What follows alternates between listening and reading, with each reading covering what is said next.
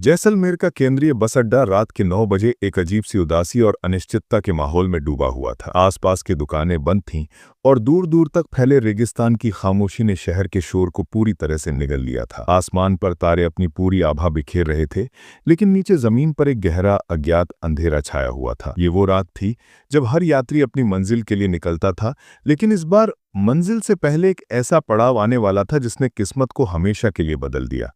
वीर, एक युवा और तार्किक डिजाइन आर्किटेक्ट जो अपनी छुट्टियों के बाद हैदराबाद लौट रहा था, बस में चढ़ने से पहले जमीन पर फैली अपनी परछाई को देखा। परछाई लंबी और डरावनी थी, मानो वो रात का प्रतिबिंब हो।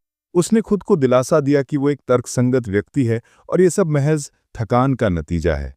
उसने अपनी खिड़की वाली सीट दाईं ओर पर बैठते हुए अपने ब्रीफकेस को सीट के नीचे धकेला। उसके ठीक सामने की सीट पर एक गंभीर शांत व्यक्ति बैठे थे, प्रोफेसर धर्मराज। प्रोफेसर धर्मराज इतिहास और पराभौतिकी मेटाफिजिक्स के क्षेत्र में अपने गहरे ज्ञान के लिए जाने जाते थे और उनकी उपस्थिति में एक अजीब सा ठहराव था। उन्होंने वीर की ओर देखा और एक धीमी सी मुस्कान दी, लेकिन उनकी आंखें खिड़की से बाहर के अंधेरे में कुछ और ही तलाश कर रही थीं। वीर ने उनसे बात करने की कोशिश की, लेकिन प्रोफेसर ने सिर्फ अपनी उंगलियों में जकड़ी एक प्राचीन तांबे की अंगूठी को घुमाया और धीरे से कहा, आज की रात लंबी है बेटा, और कुछ रातें बहुत लंबी होती हैं। बस में लगभग 35 यात्री थे जो जीवन के हर वर्ग से ताल्लुक रखते थे। कंडक्टर प्रदीप, जिसकी युवा आंखों में लंबे सफर की थकान थी, आखिरी टिकटों की जांच कर रहा था। ड्राइवर मानव, एक हंसमुख और मजबूत व्यक्ति, अपनी सीट पर बैठा इंजन को देख रहा था। मानव ने अपने 20 साल के करियर में इन सड़कों पर अनगिनत रातें गुजारी थीं। रात के 9:30 बजे बस ने जैसलमेर अड्डे को छोड़ दिया। मानव ने जोर से हॉर्न बजाया, जो रेगिस्तान की खामोशी में गूंज उठा। बस ने शहर की आखिरी रोशनी को पार किया और राष्ट्रीय मार्ग की सुनसान पट्टी पर दौड़ने लगी। वीर ने हेडफोन लगाए, लेकिन वो एकाग्र नहीं हो पा रहा था। उसे महसूस हुआ कि बस के अंदर की हवा, जो एयर कंडीशनिंग से ठंडी हो रही थी, सामान्य से अधिक भारी है। उसके आसपास के यात्रियों के चेहरों पर भी एक अजीब सी उदासी थी, मानो वे सब किसी अज्ञात घटना का इंतजार कर रहे हों। प्रोफेसर धर्मराज की बेचैनी बढ़ती जा रही थी। वो बार बार अपनी अंगूठी घुमाते और कभी कभी बुदबुदाते, प्रोफेसर साहब, क्या आपको लगता है कि आज रात कुछ अजीब होने वाला है? वीर ने हिम्मत करके पूछा। प्रोफेसर ने गंभीर होकर जवाब दिया, अजीब नहीं बेटा, अप्राकृतिक। ये हवा शोक से बोझिल है, ये शोक सदियों पुराना है। ये जमीन उस ऊर्जा को बाहर निकाल रही है जिसने इसे वर्षों से दबा रखा था। आप किसी खास जगह की बात कर रहे हैं? प्रोफेसर धर्मराज ने वीर को एक गहरी नजर दी। हाँ, इस राजमार्ग पर एक ऐसा इलाका है जहां रेगिस्तान की मिट्टी का रंग अचानक बदल जाता है, गहरे भूरे रंग का हो जाता है। वो एक शापित जमीन है जहां एक बहुत बड़ा अत्याचार हुआ था। मैंने हमेशा प्रार्थना की है कि मेरी यात्रा इस क्षेत्र में आधी रात को ना हो। रात के लगभग 11:55 पर बस उस इलाके में पहुंची। वीर ने खिड़की से बाहर देखा। जैसा प्रोफेसर ने कहा था, रेगिस्तान की रेत का रंग अचानक गहरा भूरा हो गया था और पेड़ पत्तों वाली झाड़ियों में बदल गए थे, जो किसी कंकाल की तरह लग रहे थे। तभी बस के अंदर एक छोटा लेकिन भयानक घटनाक्रम हुआ। बस के अगले रैक में रखा एक भारी लोहे का संदूक, जो रस्सियों से मजबूती से बंधा हुआ था, अचानक एक जोरदार आवाज के साथ हिलने लगा। यह संदूक लगभग 2 फुट हवा में उछला, मानो किसी अनदेखी जबरदस्त शक्ति ने उसे उछाला हो, और फिर जमीन पर जोर से गिरा। यात्रियों में हल्की सी दहशत फैल गई। मानव ने रियर व्यू मिरर में देखा। क्या हुआ? किसी ने ठीक से बांधा नहीं था क्या? उसने झुंझलाहट में कहा। लेकिन वीर ने देखा कि संदूक को बांधने वाली रस्सी नीचे उतरते ही खुद ब खुद टूट गई थी। ये कोई टेक्निकल खराबी नहीं थी। प्रोफेसर धर्मराज अब डर को अपनी आंखों में नहीं छिपा सकते थे। उन्होंने आंखें बंद कर लीं और उनका माथा पसीने से भीग गया। हम अश्वत्थामा की सीमा में हैं, उन्होंने फुसफुसाहट में कहा। रात के ठीक 12:30 बजे बस के इंजन में एक भयानक चीख जैसी आवाज आई और वो एक हिंसक झटके के साथ रुक गई। इंजन पूरी तरह से बंद हो चुका था। बस की सभी लाइट्स भी बुझ गई थीं। बाहर सिर्फ अंधेरा था, जिसे आसमान के तारों की हल्की रोशनी बड़ी मुश्किल से छू पा रही थी। मानव ने बार बार इंजन को चालू करने की कोशिश की, लेकिन इंजन सिर्फ कड़-कड़ की निराशाजनक आवाज निकालकर खामोश हो गया। मानव ने स्टीयरिंग व्हील पर हाथ मारा। लगता है मेन फ्यूज जल गया है, मुझे नीचे जाकर देखना पड़ेगा। प्रदीप ने टॉर्च जलाई। उसकी रोशनी में वीर और अन्य यात्रियों ने एक भयानक दृश्य देखा। सड़क से लगभग 150 मीटर दूर रेत के टीलों के बीच एक विशाल खंडहर सी महली हवेली खड़ी थी। ये इतनी बड़ी और डरावनी थी कि रात के अंधेरे में ये किसी बड़े राक्षस की परछाई की तरह लग रही थी। इसकी काली टूटी हुई खिड़कियां, टूटी हुई छतें और टेढ़े स्तंभ किसी ढांचे के समान थे।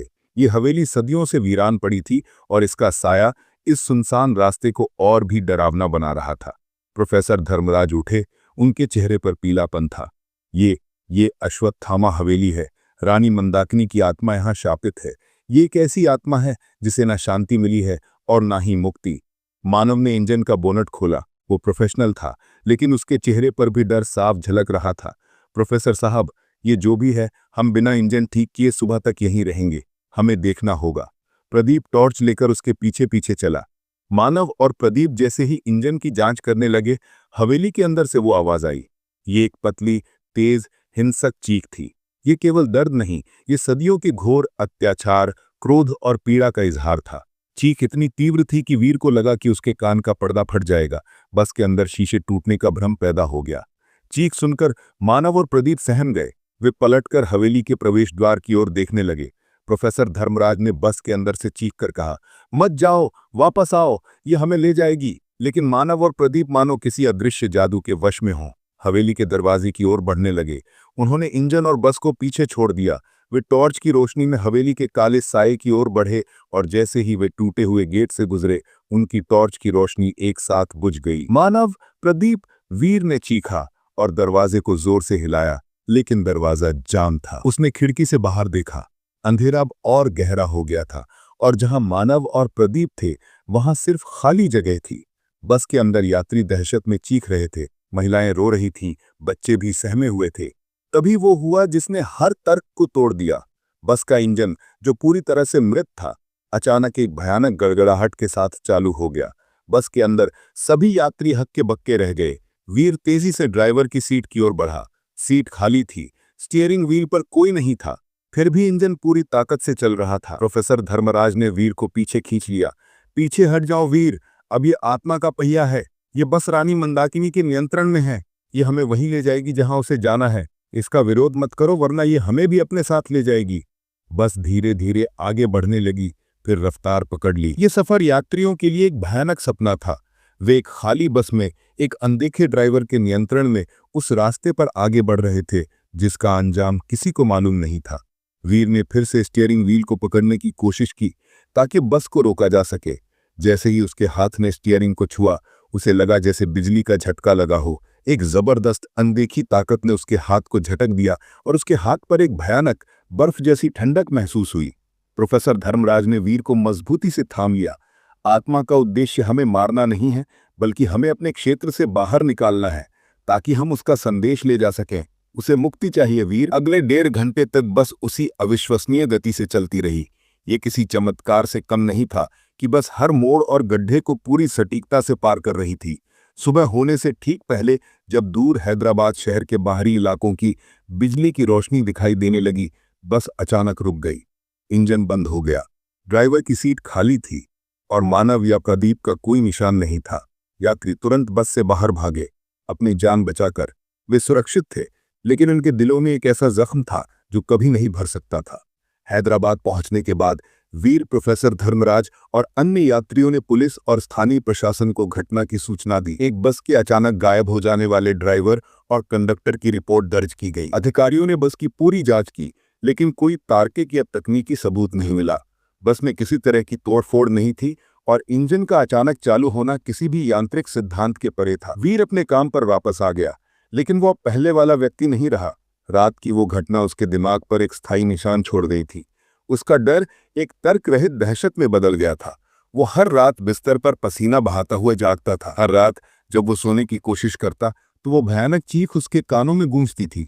ये चीख अब केवल एक याद नहीं थी, ये एक निरंतर मानसिक यंत्रणा थी। वीर को लगता था कि चीख उसे कुछ बताने की कोशिश कर रही है, लेकिन वो समझ नहीं पा रहा था। उसका डर अब केवल हवेली तक सीमित नहीं था। उसे लगता था कि रानी मंदाकिनी की आत्मा ने उसका पीछा किया है और अब वो उसके जीवन का हिस्सा बन गई है। उसका काम प्रभावित होने लगा। वो डिजाइन बनाने में एकाग्र नहीं हो पाता था। उसके बनाए गए हर नक्शे में उसे अश्वत्थामा हवेली की काली खिड़कियां दिखाई देती थीं। उसके सहयोगियों ने उसकी बगी हुई हालत पर गौर किया। वीर ने 6 महीने तक इस सदमे को सहा। वो इंजीनियर का काम कर रहा था, लेकिन उसका दिमाग लगातार अश्वत्थामा हवेली के बारे में सोचता रहता था। वो वैज्ञानिक तर्कों से इस घटना को समझा नहीं पा रहा था और ये बात उसे अंदर ही अंदर खाए जा रही थी। एक रात उसे एक भयानक दुष्स्वप्न आया। उसने देखा कि वो अश्वत्थामा हवेली के अंदर खड़ा है। चारों ओर भयंकर अंधेरा है और उसे मानव और प्रदीप की आवाजें सुनाई देती हैं जो मदद के लिए चीख रहे हैं। फिर उसे रानी मंदाकिनी की नीली परछाई दिखाई देती है जो उसे अपनी ओर खींचती है। जब वो उठकर बैठता है तो उसके बिस्तर की चादरों पर एक भयानक बर्फ जैसी ठंडक महसूस होती है, बिल्कुल वैसी ही जैसी उसने स्टीयरिंग व्हील छूने पर महसूस की थी। उसने फैसला किया कि वो इस रहस्य को सुलझा कर रहेगा, न केवल मानव और प्रदीप की याद में बल्कि अपने मानसिक शांति के लिए भी।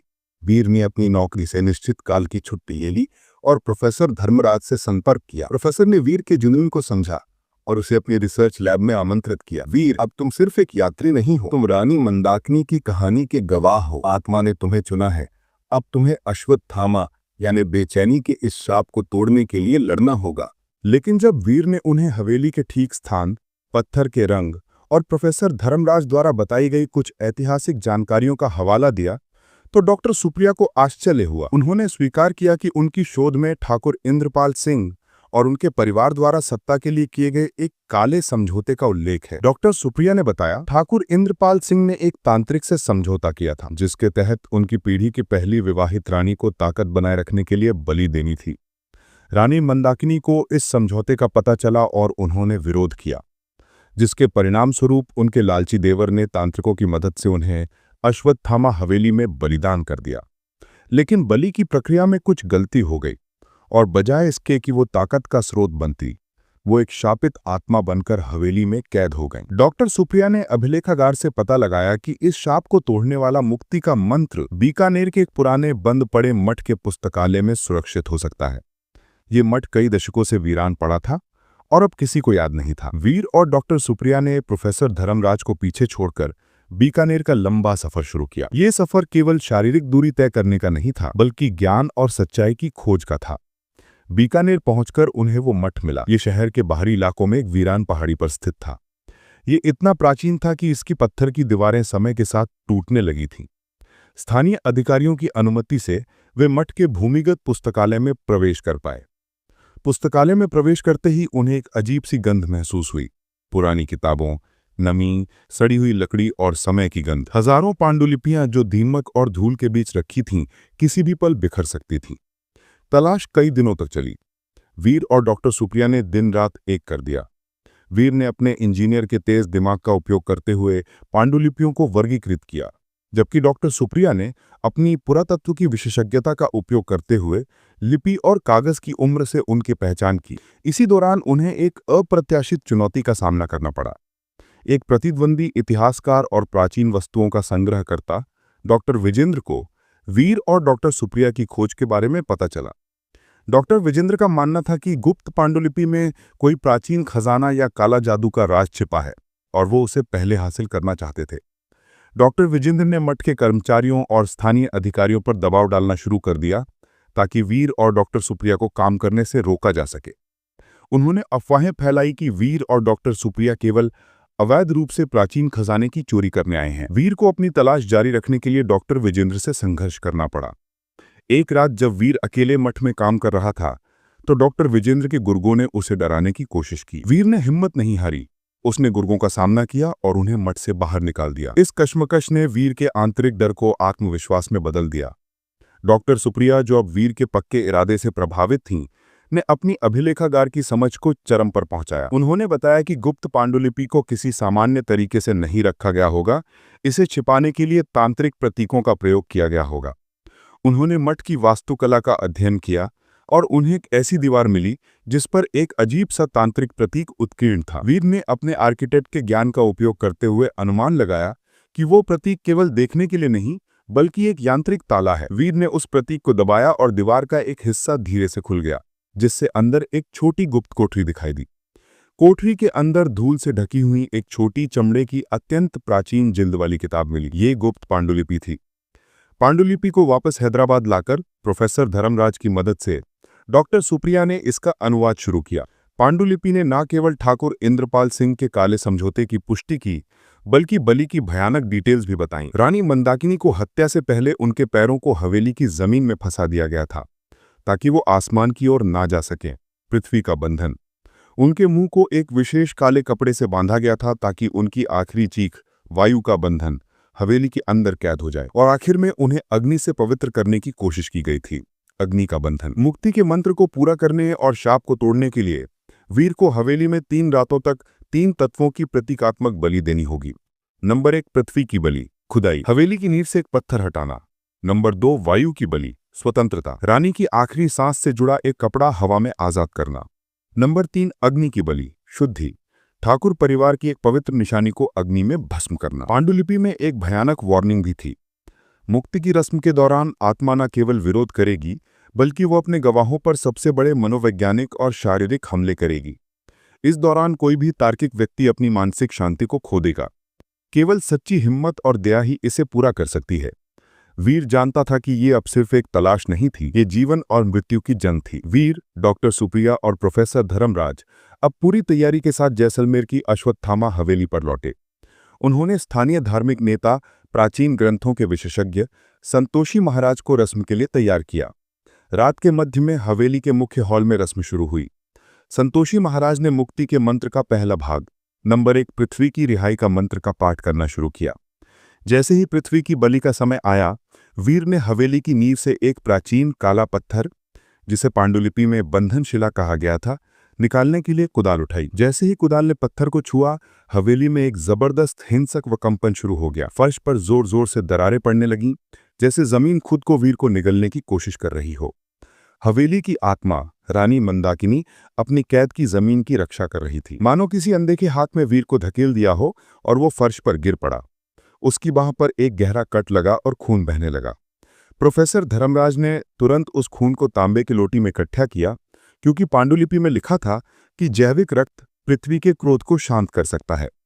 संतोषी महाराज कांपते हुए लेकिन दृढ़ता से मंत्रों का पाठ करते रहे।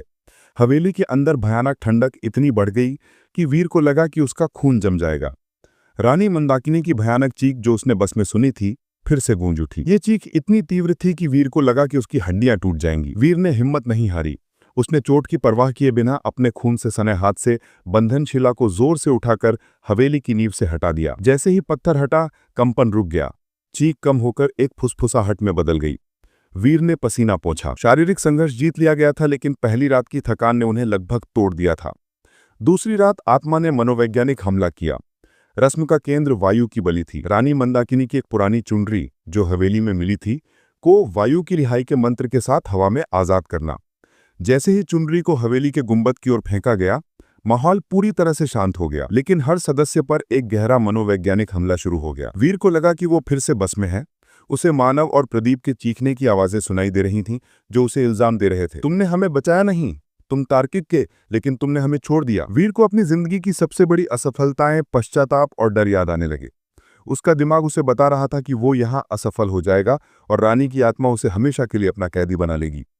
डॉक्टर सुप्रिया को उनके करियर का सबसे बड़ा डर महसूस हुआ। उन्हें लगा कि उनका सारा ज्ञान झूठा है और वो सिर्फ एक पागल व्यक्ति की मदद कर रही हैं। प्रोफेसर धर्मराज को लगा कि वो जल्दी ही मरने वाले हैं और उन्होंने अपनी पत्नी और बच्चों को आखिरी बार अलविदा नहीं कहा है। ये आत्मा का भ्रम था। उन्हें निराशा और वहम में डुबोकर रस्म को तोड़ने की कोशिश। वीर की आंखें आंसुओं से भर गईं, लेकिन उसने संतोषी महाराज के शांत चेहरे को देखा, जो ध्यान की मुद्रा में थे। संतोषी महाराज ने धीरे से कहा, यह सिर्फ भ्रम है वीर, वो तुम्हें तुम्हारी सबसे बड़ी कमजोरी से तोड़ना चाहती है। याद रखो, तुम यहाँ न्याय के लिए हो, डरने के लिए नहीं। वीर ने अपने डर पर काबू पाया। उसने रानी मंदाकिनी की तस्वीर को देखा और जोर से कहा, रानी मंदाकिनी, हम तुम्हारे साथ हुए अत्याचार को जानते हैं। हम तुम्हें आजाद करेंगे। ये तुम्हारा आखिरी बंधन है। हम सफल होंगे। वीर के संकल्प की ताकत ने भ्रम को तोड़ दिया। हवेली के अंदर का माहौल एक बार फिर से सामान्य हो गया और चुनरी हवा में लहराते हुए गुंबद से बाहर निकल गई। वायु का बंधन टूट चुका था। यह रस्म की निर्णायक और सबसे खतरनाक रात थी। बलि अग्नि की थी। ठाकुर परिवार की एक पवित्र निशानी, एक पुरानी अंगूठी को शुद्धि के मंत्र के साथ अग्नि में भस्म करना। ये उस परिवार के पतन का प्रतीक था जिसने रानी पर अत्याचार किया था। रात के ठीक 3 बजे संतोषी महाराज ने हवन कुंड में आग जलाई। वीर ने अंगूठी को पकड़ा। जैसे ही अंगूठी आग में डाली गई, हवेली में एक जबरदस्त अलौकिक स्फोट जैसी रोशनी हुई। रानी मंदाकिनी की आत्मा एक विशाल नीली रोशनी के रूप में प्रकट हुई। वो रोशनी क्रोध से भरी हुई थी, लेकिन मुक्ति के मंत्र के प्रभाव से वो धीरे धीरे शांत हो रही थी। वीर ने इस नीली रोशनी में रानी के चेहरे की झलक देखी। वो चेहरा सुंदर था, लेकिन उस पर सदियों के दुख और अत्याचार की लकीरें थीं। वीर ने अंगूठी को पूरी तरह से जल जाने दिया। संतोषी महाराज ने मुक्ति के मंत्र का आखिरी और सबसे शक्तिशाली श्लोक का पाठ शुरू किया। हवेली में आखिरी कंपन हुआ, जो पिछली रातों से ज्यादा तीव्र था, लेकिन इस बार यह स्वतंत्रता का कंपन था। जैसे ही आखिरी श्लोक पूरा हुआ, नीली रोशनी हवेली